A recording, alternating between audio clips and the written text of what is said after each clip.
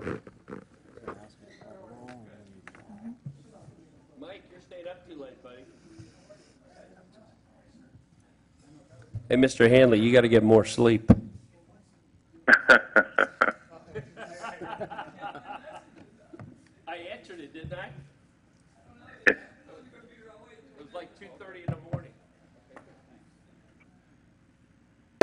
I'd like to call this meeting to order. The mayor is going to join us on the phone. He's out of town. Russell, would you call him, please? The mayor's on. Yeah. Are you there, Jeff? I'm here, Freddie. Good evening. Okay. Russell, will you call the roll, please? Councilmember Bright Cruz, Here. Councilmember McKay, Here. Councilmember Jablonski, Here. Vice Mayor Fisickelli, Here. Mayor Nelson. I'm here. All right. Let's have a pledge of allegiance, please.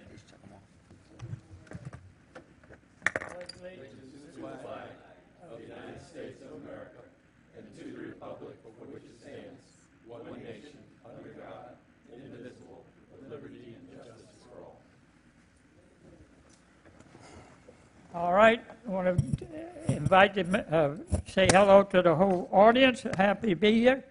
We got quite a few people here tonight, so we'll get started.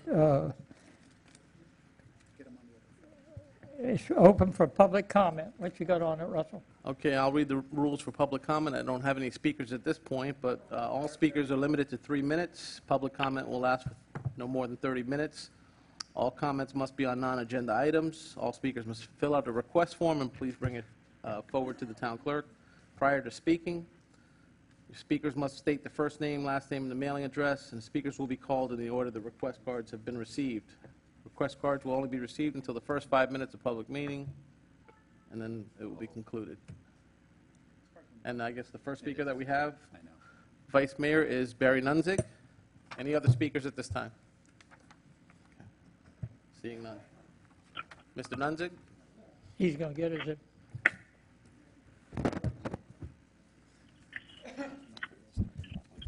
Good evening, gentlemen. Barry Nunzig, 163rd and Sterling Road. First thing I want to talk about is healthcare. Some of you guys, as you know, everybody's insurance plans have been changing. I know mine's changed recently. My deductible is extremely high. I had a small accident with 24 stitches in my leg. You may want to check out some of these urgent care clinics to save yourself a lot of money rather than going to a hospital. But you need to check out the urgent care clinics to find out what they can do for you. I went to one, they could not do anything for me. I didn't know where another one was. I ended up going to the hospital to get the stitches put in. Since then, I found one that could do the work. They took the stitches out for about, a fourth of the price of the hospital. So you may want to check into that. Okay, next item I want to talk about is 2 meetings ago, you had a meeting with the fire department, with the volunteer fire department.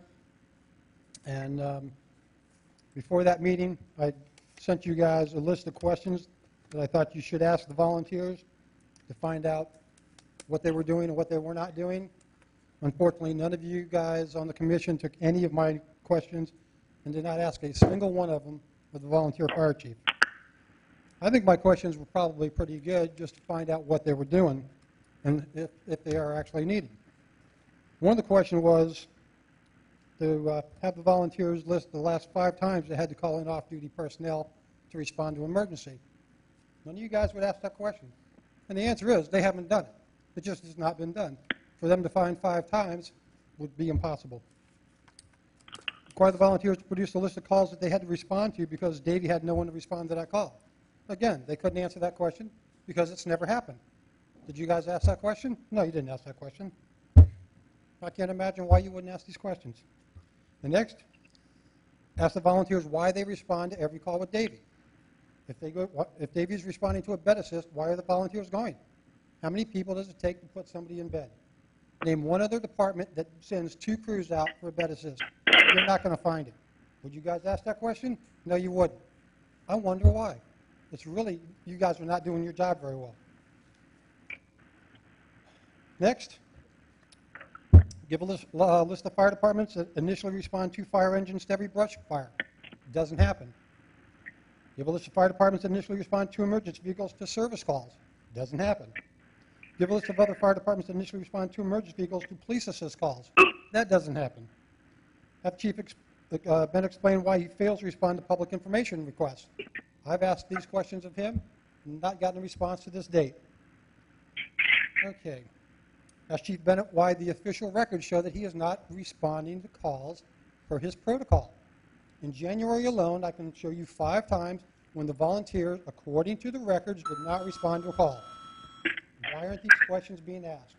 You guys are failing on your job as the commissioners and as the Board of Governors for the Volunteer Fire Department to make sure that they're doing the job that we're supposed to be having them do, and then, as the commission, to decide if they're even needed. Of course, we all know that they're not needed, and it's a shame that you wasted $208,000 on a fire engine for them to look good so they can go over and watch Davey do the job. Have a nice night.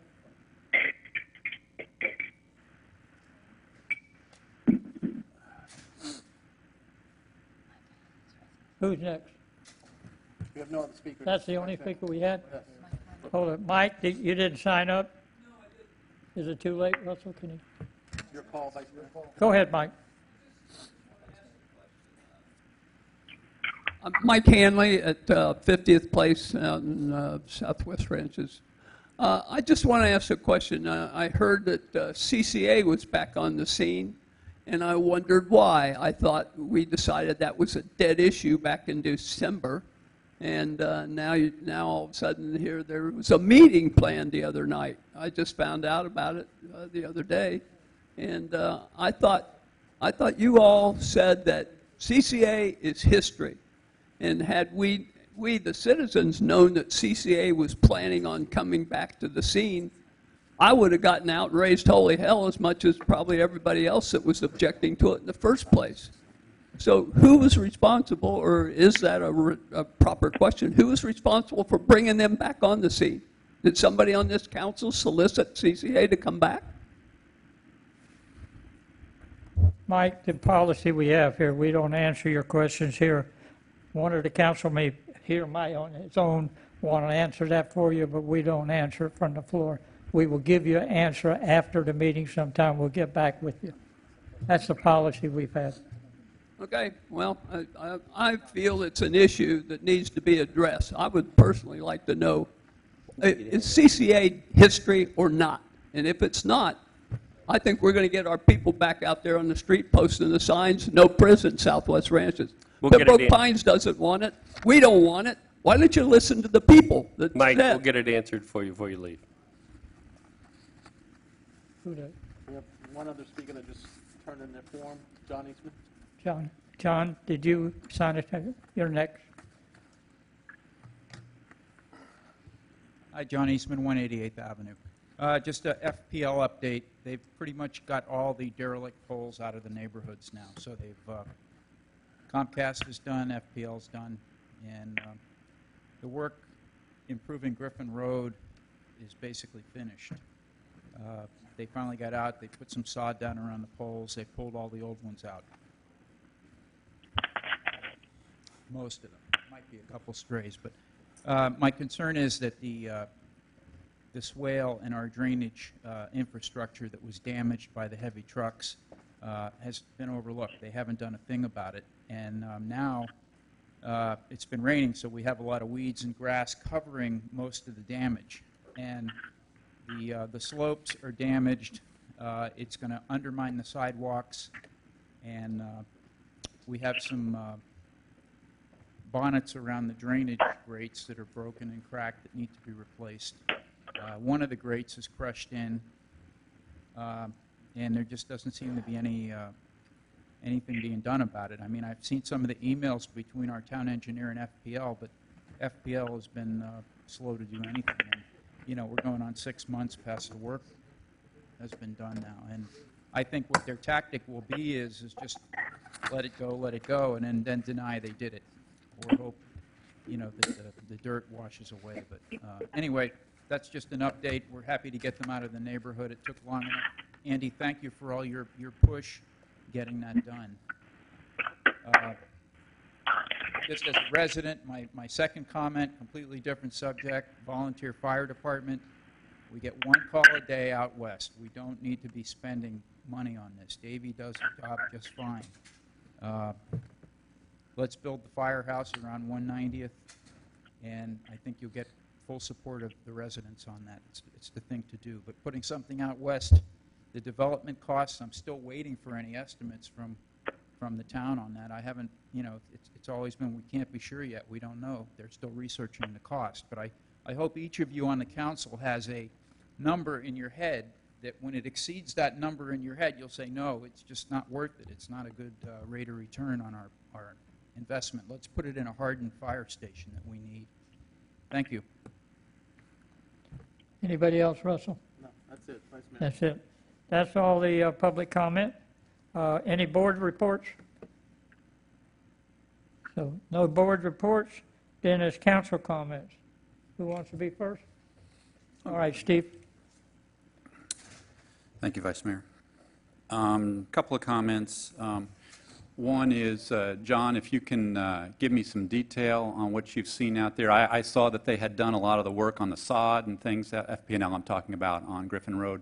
And I thought from what, I didn't walk it, so I could easily have missed something, but just driving by pretty kind of slowly and looking at it, I thought they had done a pretty good job and cleaned things up. So I'd like to get detail from you on what's missing so we can follow up on that.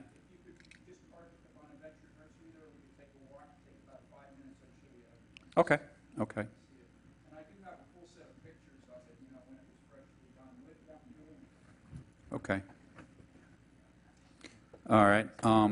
The volunteer fire department, I think that we are still looking at, well, I know we're looking at a couple different options out there. And so I know as residents it's always frustrating to kind of feel like you're getting a stone wall from the town saying, where's the cost, where's the estimates. The issue is that, when you put out numbers that are not based on fact, you're handing out numbers that are wrong. You don't know if they're high, you don't know if they're low, but you know they're wrong.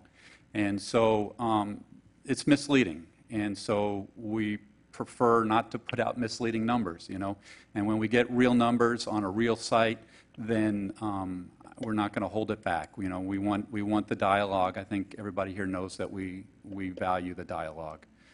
So that's definitely there.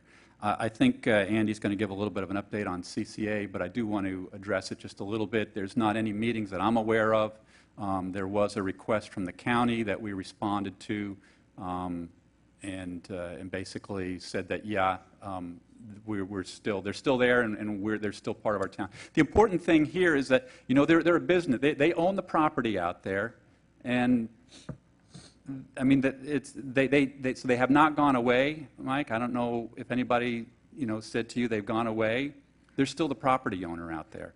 So as long as they're the property owner out there, they're here.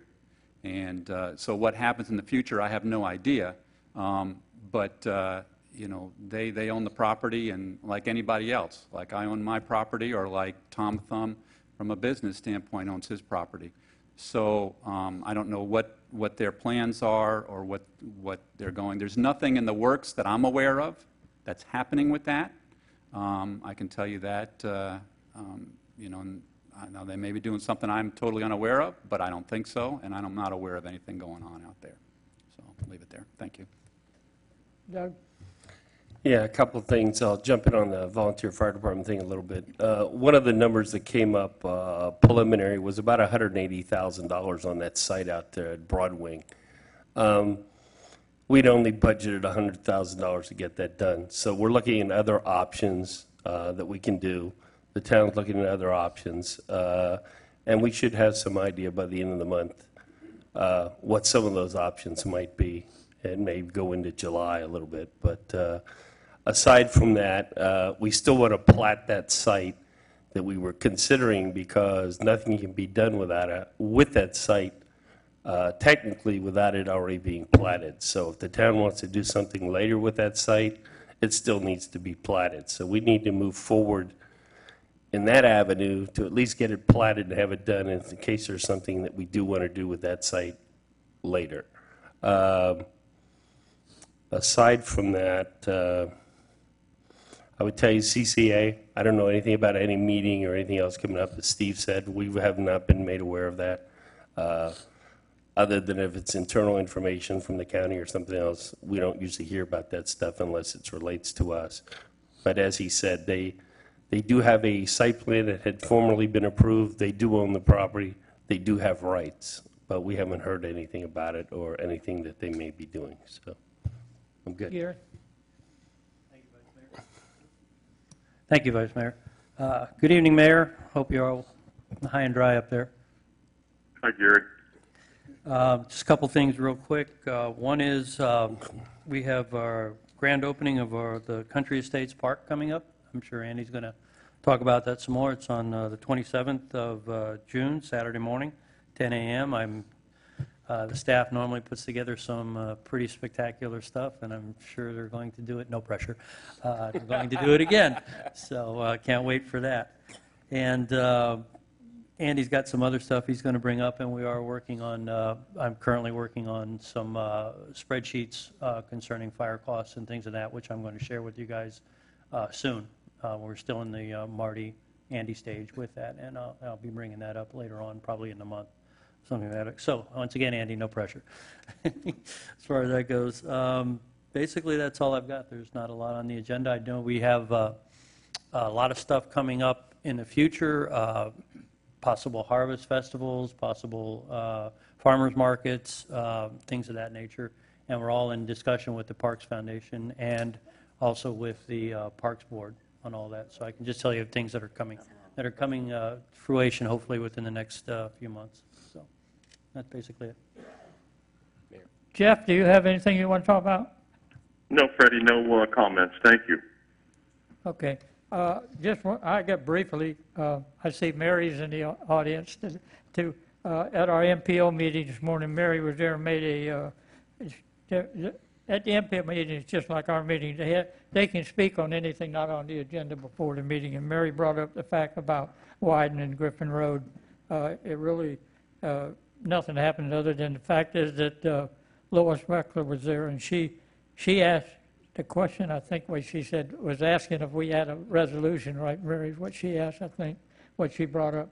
And Andy, we don't have anything standing on a resolution or anything at the present time with that. No, Vice Mayor, the council has not passed a resolution on that. Yeah, but I think Lois asked that question, brought that up at the meeting, and I told her I didn't know for sure, but I would check at the meeting tonight.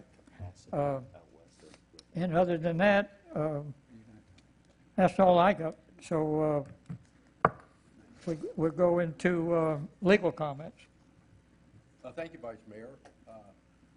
Mike. Always a pleasure to be here with you. And sorry I'm missing you, Mayor. Is this on? Yeah. Okay, good. Thank you very much. We did file two suits asking for the court's assistance with respect to the barriers on 54th Place and the gates, or what I call blockades, at that location. An answer is due to the suit with respect to the barriers on the 16th of this month, and I think it's about 5 days later, because the second suit was served later, there will be an answer or response to that. Of course, we expect a motion to dismiss on each, because that's just part of the process, and we will deal with that directly. Thank you very much. Okay. That's it. Andy, we got an administrative comment? I do, Vice Mayor. Thank you very much. Just a few things to touch on. There was some discussion before about CCA. You know, from my standpoint, the town has not participated in any recent meetings with CCA whatsoever.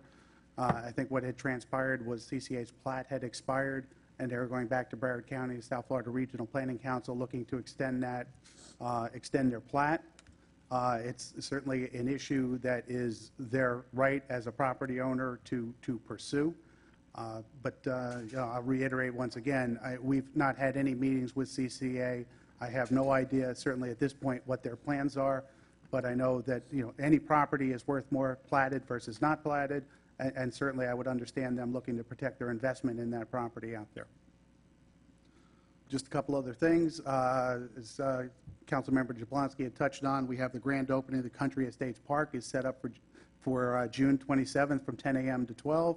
We're looking forward to having a nice little party out there. I know the staff is hard at work on that, and we're also partnering with the Country Estates HOA So we're looking forward to having a good time out there on that Saturday morning. Vice Mayor, you touched on the MPO before. Just want to let you all know officially that the MPO submitted their Tiger grant yesterday, which is for various projects countywide, but certainly included within the grant that they filed for yesterday is the sidewalks that we had encouraged for the north side of Griffin Road, west of I-75, or west of Bonaventure Boulevard. So that is included in that project that had been submitted. And I'm sorry, I said sidewalks, bike paths, pardon me. I misspoke, thank you. Bike paths, correct. And last but not least, I wanted to just call your attention and single out Sandy Luongo, who's taken over the responsibilities for the town as the emergency manager. We have been through drills. We have been through exercises. We have been through trainings. While we all hope that the town never, ever, ever is hit by a hurricane, I can tell you that should we have a storm this year, we are better prepared than this town has ever been before. And so I thank Sandy for her hard work and leading the way on that. And that's all I have, Vice Mayor. Thank you. All right, item number 8, a resolution. Russell, would you read the resolution, please? A resolution of the Town Council of the Town of South Ranches, Florida, supporting and encouraging the collective efforts of municipalities through the Safer by 4 initiative to reduce preventable child death due to drowning and sleep habits, authorizing the town clerk to transmit this resolution and providing for an effective date. Motion to approve. Second. Is there a motion and approve? We call for public comment. Anybody, any audience want to speak on it? All right. No. Vice Mayor, if I may, if you'd like me to explain a little bit about what this is? Go ahead, Andy. Yeah, thank you. This is in response to a request that we received from the Florida Department of Children and Families. They have some initiatives that they're looking to promote certainly to promote child safety. They've sent it out to every municipality in Broward County and requested that every municipality pass it. At this point, I think we're one of the last 3, but certainly should you pass it tonight, we'll be on board and certainly lending our hand and cooperating to the state's efforts on this behalf. And I just want to thank Councilmember McKay for sponsoring this and agreeing to place it on the agenda. Is that it? Yep. Any more comments from the council? All right, call the question, Russell. Councilmember Bright Cruz? Yes. Councilmember McKay? Yes. Councilmember Jablonski? Yes. Vice Mayor Fisickelli? Yes. Mayor Nelson? Yes. Okay, that would move us on to number 9. All right. Excuse me, number 8. Number 9. Vice 9, Mayor. I'm sorry, number 9. A resolution of the Town Council of the Town of Southwest Ranches, Florida, respectfully requesting the Broward County Metropolitan Planning Agency to amend the long-range transportation plan, authorizing the mayor, town administrator, and town attorney to execute any and all documents deemed necessary to effectuate the amendment of the traffic ways map and providing an effective date. I'll make a motion to approve. Second. All right. We move on to number 8. Resolution on 188th Avenue. Vice Mayor? Need to call the question. Yeah, we just made a motion and we seconded it. Excuse me. Call the question. Councilmember Bright Cruz? Oh, just a second. We need to ask for an amendment to change wherever it says Southwest 63rd Avenue, which was the published version, to Southwest 63rd Street. You need to, Just need the amendment, a motion to amend. Yeah, All right. motion. you want to do it, Gary? No, well, Steve made. I made the motion, so I'll go ahead and amend it so that anywhere where it says 63rd Avenue, to change it to 63rd Street. Also, if I, well, let me see if we can get a second on that. I'll second. Vice Mayor, if I can just talk to this item just a little bit. So what this is about is through Freddie's involvement with the MPO, it came to our attention that 188th on their plan is a 4-lane road all the way from Griffin Road to Sheridan. That certainly was not our intention or our desire to create another through street in town. We think that we determined where it came from was a misunderstanding of something we did request into something we didn't request. So it was a misinterpretation there. So the thought here is to let's totally remove it and then go back and make the request that we really want. So you may see something like this similar coming along. Basically, what we would look for is a road to start about halfway down, further south than 63rd, that would only go to Sheridan to be able to drain that area from a traffic standpoint to Sheridan, not to create a through street into 63rd or Griffin. Thank you. I'd like to open up the floor. Anybody in public comment on this? Noel Hollingsworth, 199th Avenue. I hate it when legal steals my thunder on Scriber Day. Okay. Now you got to call it, I guess. Now I guess she needs to call it. Councilmember Bright Cruz? Yes. Councilmember McKay? Yes. Councilmember Jablonski? Yes. Vice Mayor Fisickelli? Yes. Mayor Nelson? Yes. Now on the ordinance, on the resolution as amended? All right. You want to take a call on the resolution as amended? Another one. Wasn't that the resolution as I amended? thought we just did that. I thought that was the one we did. I thought we just did that. The last vote was on the amendment. Now you have before you the resolution as amended. Okay. To be moved and voted on. All right, I'll make a move to approve as amended. Second. All right. Do you want, anybody in the audience want to speak on the amended? Okay. You want to call the question as amended? Councilmember Bright Cruz? Yes. Councilmember McKay? Yes. Councilmember Jablonski? Yes. Vice Mayor Fisickelli? Yes. Mayor Nelson? Yes. All right. We got approval of the minutes? Motion to approve. Second? Call the question, please. Councilmember Bright Cruz? Yes. Councilmember McKay? Yes. Councilmember Jablonski? Yes. Vice Mayor Fisickelli? Yes. Mayor Nelson? Yes. That's it, folks. Great job, Freddie. Everybody have a wonderful weekend. Wait a minute, Jeff. Go ahead, Jeff. I'm sorry. You too, Jeff. Annie. He was just saying goodbye. Motion to adjourn. What did you say? I said motion to adjourn.